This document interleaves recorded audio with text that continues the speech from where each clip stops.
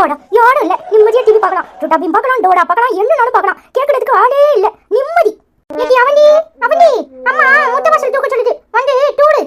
ச்சே, நிம்மதியா டிவி பார்க்கணும் நினைச்சா ராட்சசி என் கூட வந்து பறந்திருக்கா பாரு. அதுவும் எனக்கு தங்கச்சியா, இவ செய்ய வேண்டியதானே. இவ்வளவு வேலையாவனா என்னையே வேலையாவா?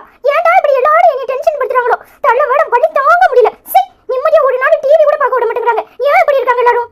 ஏடி ஒண்ணு வேலையாவனா என்ன வேலையாவியோ? ஏன்டி என்ன இப்படி டென்ஷன் படுத்துற? இதுக்காக தான் என் கூட பறந்தியா? எனக்கு நினைச்சாலே எரிச்சலா வருது. எனக்கு ஒரு நாள் ப்ளீஸ் டி, நீ என் தங்கச்சி தானே, எனக்காக செய்ய மாட்டியா ப்ளீஸ்?